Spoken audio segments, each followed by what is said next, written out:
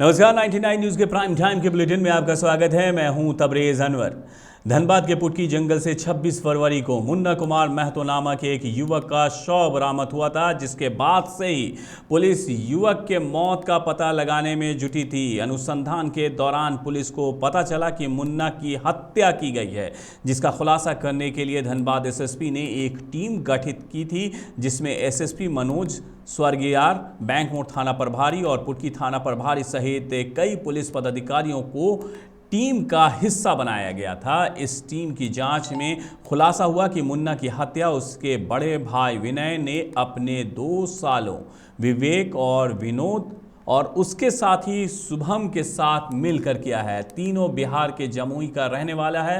हत्या की वजह संपत्ति विवाद बताया जा रहा है। एसएसपी संजीव कुमार ने कहा है कि मुन्ना के पिता की मौत के बाद मां बीसीसीएल में नौकरी करती थी। मां को मिलने वाले पैसे पर छोटा भाई का हक होता था।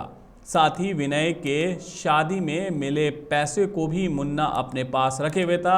इसी पैसों को लेकर घर में अक्सर भाई भाई में विवाद होता था, जिससे तंग आकर विनय ने अपने दोनों सालों और उनके साथी शुभम को बुलाकर उसकी हत्या कर दी थी। पुलिस ने मामले में चारों आरोपियों को गिरफ्तार भी कर लिया है।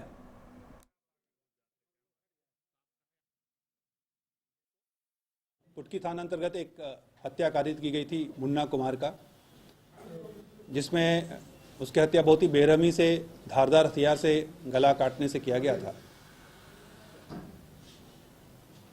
विक्टिम के द्वारा कुछ लोगों पर शक जाहिर किया गया था। हम लोगों ने जब अनुसंधान शुरू किया तो हमारी पूरी टीम एएसपी मनोज के नेतृत्व में, जो हमारे अफसर इंचार्ज पुटकी, अफसर इंचार्ज बैंक मोड़ और कुछ जेएसआईज के द्वारा सभी बिंदुओं पर अलग अलग बिंदुओं पर अनुसंधान शुरू किया गया।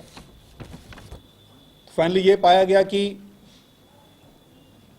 जिन लोगों का नाम एफआईआर में था, उनके विरुद्ध जब हमें साक्ष्य नहीं मिल रहा था, हम लोगों ने हर एक बिंदु को जब तहकीकात की तो फाइनली ये पाया कि इसमें जो उसका अपना भाई है दीपक कुमार की संलिप्तता सामने आई और जो पूरा हत्या कारित करने का जो क्रम था, जिसमें दीपक कुमार ने अपने 2 साले शुभम और विनय और विवेक जो उसके 2 साले थे, उससे भी उन्होंने वो उन दोनों को बुलाया गया था और विनय और विवेक ने अपने साथ अपना एक दोस्त शुभम को भी बुलाया था। ये तीनों जो है बिहार के रहने वाले हैं, नवादा के, और इन चारों ने मिलकर के ये हत्या कारित किया है। हत्या कारित करने में जो प्रयुक्त हथियार था, पहले उसे जो मूसल से मारा गया था, तो मूसल भी हम लोगों ने रिकवर कर लिया। मूसल से मारने के बाद धारदार हथियार से गला पे चलाया गया था, वो धारदार हथियार भी बरामद कर लिया गया है। और जो मोबाइल का इस हत्या में जो प्रयुक्त किया गया था, वो मोबाइल भी बरामद कर लिया गया है। हत्या के कारण जो अब तक ज्ञात हुए हैं, जो अब तक के अनुसंधान में पता चला है, यही पता चला है कि दीपक की शादी कुछ दिनों पहले हुई थी, तो दीपक अपनी वाइफ के साथ घर पे बड़ा ही, उसको लगता था कि क्योंकि उसकी माँ, उसके फादर के डेथ के बाद उसकी माँ को नौकरी मिली थी और नौकरी जो उसकी माँ को सारा पैसा मिलता था, वो उसका छोटा भाई मुन्ना ही उसका उपयोग करता था। शादी के बाद अच्छा खासा पैसा दीपक को उसके ससुराल वालों ने दिया था, जिस पैसे का भी घर वालों ने, उसकी माँ और उसके छोटे भाई ने भी उसका उपयोग किया। बाद में जब उनके भाइयों को ये लगने लगा कि नहीं, मेरी बहन को ठीक से नहीं रखा जा रहा है, तो 1-2 बार इन लोगों के आपस में पंचायती भी हुई थी। लेकिन जब लोग नहीं माने और जब इनको लगा कि नहीं, हमको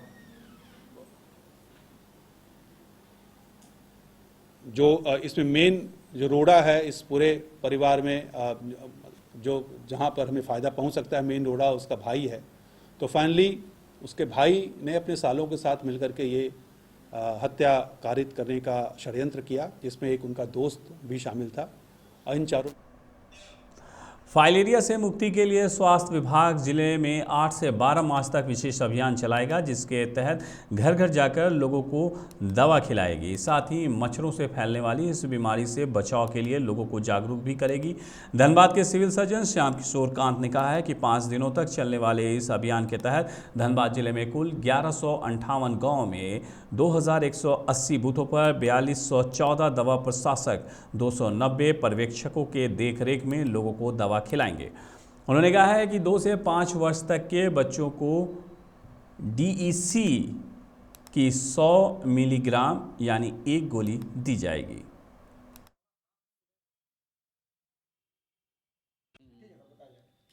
ये दिनांक 7 तारीख से हमारा MDA फलेरिया रोधी दवा वितरण करने का अभियान चल रहा है। MDA मतलब मास ड्रग एडमिनिस्ट्रेशन, माने एक पूरे समुदाय को हम लोग को फलेरिया रोधी दवा खिलवानी है। ये अभियान 7 तारीख से चलेगा। पहला दिन बूथ एक्टिविटीज़ होगी और बाकी दिन जो है 5 दिन का कार्यक्रम है, जिसमें घर घर जाकर दवा खिलानी होगी। इस दवा में एडल्ट को 3 टैबलेट DEC की दी जाती है और 1 टैबलेट अल्बेंडाजोल की दी जाती है। डिफरेंट एज ग्रुप के लिए दवा की खुराक उसी हिसाब से अनुपात के हिसाब से सामंजस्य की गई है। इसमें 2 साल से ऊपर के सभी लोगों को, सिर्फ प्रेग्नेंट लेडी और बहुत ज़्यादा वृद्ध या बीमार व्यक्ति को हम लोग को ये दवा नहीं खिलानी है। 2 साल से नीचे को भी नहीं देनी है, लेकिन 2 साल से 1 साल तक के बच्चों को हमको एल्बेंडाजोल की दवा जरूर खिलानी है। इसमें जो आपके माध्यम से हम कहना चाहेंगे कि ये सभी के लोगों को ये दवा खिलानी सुनिश्चित की जानी चाहिए। दवा रखना नहीं है। अगर कोई इसके लिए हमारा टीम जो है घर घर जाएगी और बूथ पर भी ये दवा को वितरण करेगी, लेकिन दवा वितरण करने के उपरांत दवा सामने ही खानी चाहिए। अगर खाना दवा को निश्चित रूप से नहीं किया जाएगा, सुनिश्चित किया जाएगा, तो ये दवा को बांटने से हम कभी भी फलेरिया का नियंत्रण नहीं कर सकते। इसलिए आप लोग के माध्यम से आम जनता को भी मेरा अपील होगा कि जो दवा फलेरिया की आपको उपलब्ध कराई जाएगी, उसको जो वैक्सीनेटर है जो दवा आपको उपलब्ध करा रहा है उसी के सामने खाना सुनिश्चित करें। ये दवा कभी भी खाली पेट में नहीं खानी है। और अगर ये दवा बहुत पूर्ण रूप से सुरक्षित है और ये अगर दवा खाने से शायद संजोग कभी किसी तरह की कोई तकलीफ होती है, तो हर ब्लॉक में हमारे इसके लिए रिस्पॉन्स टीम है, मेडिकल डॉक्टर रहेंगे जो तुरंत इस कार्रवाई को नियंत्रण करें। तो यही पूरा कार्यक्रम है। इसमें पोलियो अभियान की तरह फिंगर में मार्किंग भी करनी होती है। इसमें इंडेक्स फिंगर, बाएं हाथ का इंडेक्स फिंगर।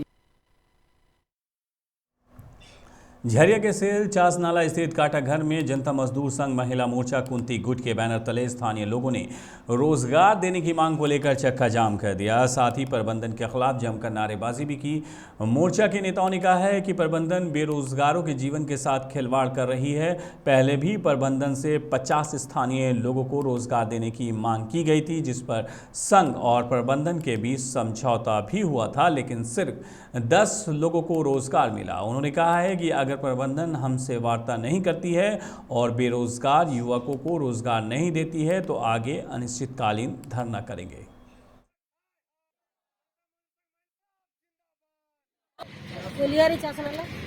क्या मामला है?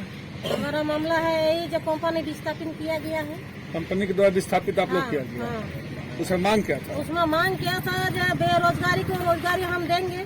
कितना बेरोजगार को रोजगार देंगे? 50 को एग्रीमेंट किए हुए हैं। ठीक है, कितना दिन हुआ एग्रीमेंट किए? 3 साल हो रहा है। कंपनी क्या वादा किया? वादा किया था पर महीना हम 5-5 लड़का को बेरोजगारी को रोजगारी देंगे। ठीक है, अभी क्या कर रहा है? अभी क्या कर रहा है? 3 साल हो गया है, 10 लड़का को रोजगार दिया है और बाकी 5 उसमें से 5 लड़का ड्यूटी कर रहा है, 5 आदमी नहीं कर रहा है। आज की कंपनी हम लोग को 2006 में यहाँ पे विस्थापित की और हम लोग के साथ एक ऐसा एग्रीमेंट 2018 में हुआ जनता मोर्चा महिला मोर्चा के द्वारा, जिसके जब वो लिखे हैं कि हम लोग न्यू मोती नगर के 50 बेरोजगार युवाओं को रोजगार देंगे, जिसमें से 10 अभी लड़का को रोजगार मिला है।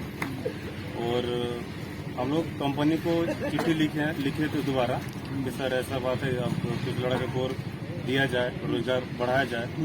तो कंपनी दो बार चिट्ठी दी कंपनी को, लेकिन कंपनी रिटर्न में लिखती है कि आप लोग कोयलेरी को बंदी ना करें, हमारा सहयोग करें, हम लोग आपसे 1 महीना में वार्ता करेंगे। हम लोग मान लिए, चलिए ठीक है सर, कोई बात नहीं। हम लोग 1 महीना देख लिए, फिर दूसरा महीना में हम लोग चिट्ठी दिए।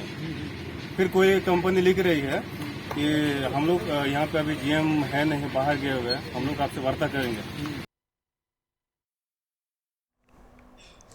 विश्व श्रवण दिवस के अवसर पर धनबाद के SNMMCH में निःशुल्क जांच परामर्श शिविर का आयोजन किया गया, जिसमें लगभग 250 लोगों ने जांच करवाया। इसकी जानकारी देते हुए डॉक्टर AK ठाकुर ने बताया है कि युवाओं में मोबाइल और हेडफोन का प्रचलन बढ़ा है, जिससे बहरेपन की समस्या शुरू हो गई है। इसी को देखते हुए शिविर का आयोजन किया गया है, ताकि सही समय पर उपचार करके मरीजों को लाभ पहुंचाया जाए और गरीब लोगों को हियरिंग मशीन भी देने की बात कही गई।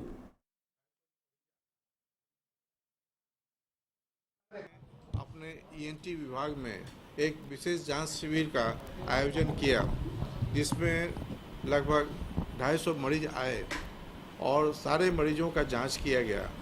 ये सारे मरीज विभिन्न एज ग्रुप के थे, 1 साल के बच्चे से लेकर के 70-80 साल के उम्र के लोग आज आए, उन्होंने जांच कराई और जिसमें भी जिस मरीज को जिस तरह की दवा की ज़रूरत थी उसे यहाँ पर निःशुल्क दिया गया। और जो बहुत ही गरीब लाचार मरीज हैं उनका लिस्ट हमने बनाया है और उन्हें हम लोग हियरिंग एड मशीन यहाँ से प्रोवाइड करेंगे उपलब्धता के अनुसार।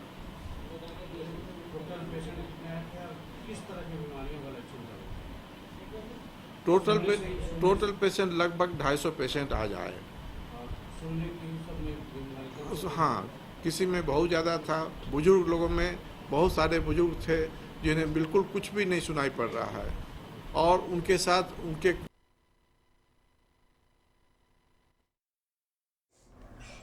बागमारा के डुमरा हड़ीना मार्ग पर सामुदायिक भवन के नज़दीक आज अज्ञात वाहन की चपेट में आने से सड़क पर पैदल चल रहे एक युवक की मौत हो गई।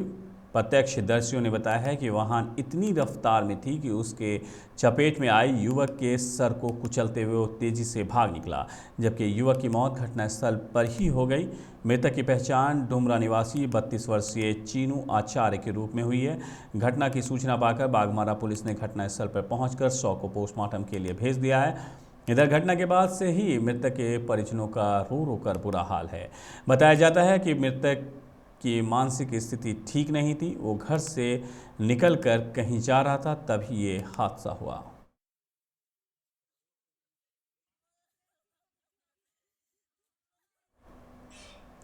झारखंड में 1932 के खतियान के आधार पर स्थानीय नीति बनाने की मांग को लेकर रांची से निकली खतियानी रथ आज बागमारा प्रखंड के महोदा मोड़ स्थित विनोद बिहारी चौक पहुंचा।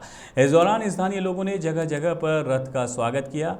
यात्रा के नेतृत्वकर्ता इमाम सफ़ी ने कहा कि 1932 के खतियान के आधार पर स्थानीय नीति बनाने की मांग पर जोर डालने के लिए यह यात्रा निकाली गई है। गिरिडीह सांसद प्रतिनिधि नरेश महतो ने कहा है कि ये लड़ाई झारखंडी के अस्तित्व की लड़ाई है।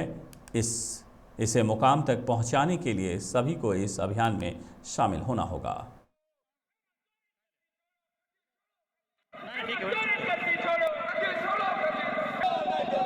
आज हम लोग हमारे बीच खतियान रथ रांची से चल के 28 तारीख को वहाँ से चल के यहाँ तक पहुँचे हैं और हम लोग पूरा जोर शोर से इनका स्वागत कर रहे हैं। और 1932 का खतियान लागू करने के लिए हम लोग पूरा झारखंडी जनता एड़ी चोटी एक करके हम लोग लग गए हैं और इसी विधानसभा सत्र में हम लोग हेमंत सोरेन को प्रेशर बना के दबाव बना के 1932 का खतियान लागू करने के लिए बाध्य कर देंगे। हम लोग सड़क से लेकर सदन तक हम लोग आवाज उठा रहे हैं, हमारे विधायक लोग भी आवाज उठा रहे हैं और हम लोग सड़क पर हैं। जब तक 1932 का खतियान नहीं देता है हम लोग किसी हाल में सड़क नहीं छोड़ेंगे। निरसा थाना क्षेत्र में कोयले के अवैध खनन के दौरान हादसे में 2 लोगों की जान चली गई, जबकि निताई बौरी नामक एक आदमी गंभीर रूप से जख्मी बताया जा रहा है। वो कमालडीह का रहने वाला है। वहीं इस हादसे के बाद एक बार फिर ये साफ हो गया है कि धनबाद में कोयले का अवैध खनन और तस्करी जारी है। इसे रोकने में पुलिस प्रशासन की कोई दिलचस्पी नहीं बताया जा रहा है कि निरसा थाना क्षेत्र के कापसारा आउटसोर्सिंग में गुरुवार की सुबह करीब 7 बजे कोयला खनन करने के लिए खदान के मुहाने में स्थानीय लोग घुसे थे। तभी अचानक चाल गिरने से 2 लोगों की मौत हो गई। मृतकों में एक का नाम विशाल बौरी बताया जा रहा है। एक मृतक और एक घायल MPL OP क्षेत्र के कमारडी का रहने वाला है। घटना की सूचना के बाद मौके पर पहुंची पुलिस मामले की जांच में जुटी है।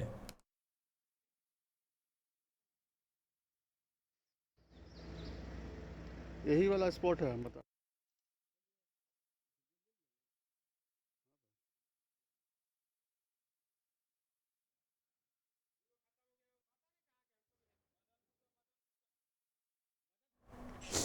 बागमारा विधायक ढुल्लू महतो के खिलाफ आज स्थानीय ग्रामीणों ने धनबाद के रणधीर वर्मा चौक पर अर्धनग्न प्रदर्शन किया। प्रदर्शन कर रहे ग्रामीणों ने बताया कि विधायक ढुल्लू महतो अवैध हथकंडा अपनाकर उनकी रैयती जमीनों को हड़प रहे हैं। वो ये काम पिछले 8 सालों से लगातार करते आ रहे हैं। विधायक की गुंडागर्दी से वे लोग तंग आ चुके हैं, इसलिए आज प्रदर्शन कर जिला प्रशासन से न्याय दिलाने और ढुल्लू महतो के आतंक और गुंडागर्दी से बचाने की अपील की। ग्रामीणों का कहना है कि हमने कई बार प्रशासन से गुहार लगाई, लेकिन प्रशासन कोई उचित कार्रवाई नहीं कर रही थी, जिससे तंग आकर हमने आज अर्धनग्न प्रदर्शन किया।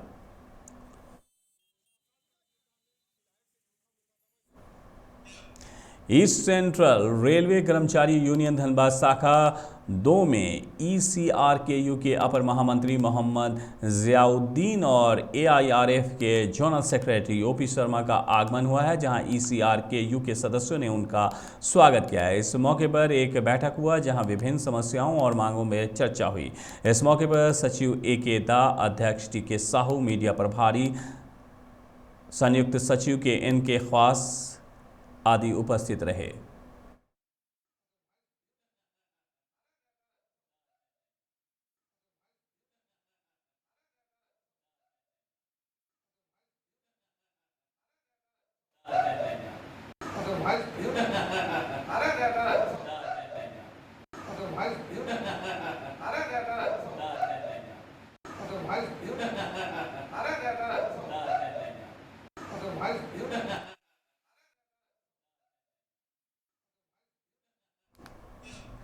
उन्नीस 1932 खतियानी रथ आज बोकारो के जैना मोड़ पहुंची, जहां स्थानीय लोगों ने गोविंद टुडू के नेतृत्व में रथ का जोरदार स्वागत किया।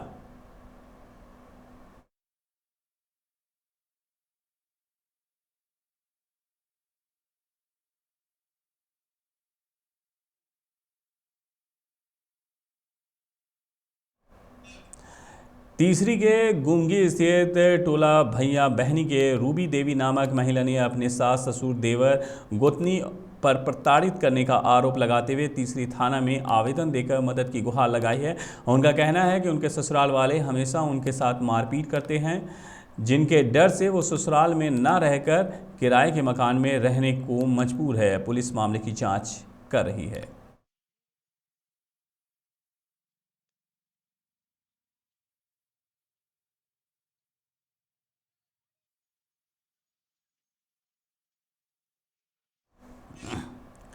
गोमिया विधायक डॉक्टर लंबोदर महतो के आवासीय कार्यालय में आज आजसू की एक बैठक जिला कार्यकारी अध्यक्ष अशोक महतो की अध्यक्षता में हुई, जिसमें कार्यकारी अध्यक्ष ने कहा है कि राज्य सरकार जल्द ही 1932 का खतियान लागू करे, जिससे झारखंड के निवासियों का हक और अधिकार मिल सके। उन्होंने कहा है कि 1932 के खतियान को जल्द लागू करने को लेकर आजसू 7 मार्च को विधानसभा का घेराव करेगी, जबकि 5 मार्च को आजसू सभी प्रखंड मुख्यालयों में मशाल जुलूस निकालकर 1932 के खतियान आधारित स्थानीय नीति, नियोजन नीति के साथ पिछड़ों को आरक्षण और सरना धर्म कोड की मांग को लेकर प्रदर्शन करेगी। जो आज का जो बैठक है वो आने वाले 7 मार्च को जो 7 सूत्री मांग के लिए हम लोग विधानसभा घेराव का कार्यक्रम हमारे केंद्रीय कमेटी के दिशा निर्देशन अनुसार तय हुआ है, उसी की तैयारी के लिए हम सब यहाँ पे बैठक में उपस्थित हुए हैं। जो हम लोग का मुख्य मांग है कि 1932 का खतियान हमारे झारखंड में लागू किया जाए और झारखंडियों की जो पहचान हो वो 1932 खतियान के आधार पर ही हो। और अन्य मांग में हम लोग का जो है कि पिछड़ों को जो अधिकार मिले वो जिसकी जितनी हिस्सेदारी है उसको उतना इसमें भागीदारी मिले। और तृतीय मांग जो है हम लोग का सरना धर्म कोड झारखंड में लागू किया जाए। उसके बाद अन्य मांग में है कि नियोजन नीति लागू होने के बाद ही नियोजन झारखंड में किया जाए। और इसी का तहत हम लोग आदरणीय सुप्रीमो सुदेश कुमार महतो जी के आदेशानुसार हम लोग 7 तारीख को 10,000 की संख्या में हम लोग पेटरबार से हम लोग राशि को कूच करेंगे और 5 लाख जो हम लोग का टारगेट है कि 5 लाख लोग के साथ हम लोग विधानसभा का घेराव करेंगे। गिरिडीह के देवरी थाना स्थित चतरो महतो ताण मुख्य सड़क पर 2 बाइकों में आमने सामने से टक्कर हो गई, जिसमें एक बाइक सवार को गंभीर चोटें आई हैं, जिसे आनन फानन में 108 एम्बुलेंस के जरिए सामुदायिक स्वास्थ्य केंद्र देवरी लाया गया, जहां प्राथमिक उपचार के बाद डॉक्टरों ने बेहतर इलाज के लिए देवघर रेफर कर दिया है। घायल की पहचान जमुआ के लतारी निवासी 20 वर्षीय कुंदन हाजरा के रूप में हुई है। 99 न्यूज़ के प्राइम टाइम के बुलेटिन में मेरे साथ इतना ही। मुझे दीजिए इजाज़त। अपना बहुत ख्याल रखिएगा। नमस्कार।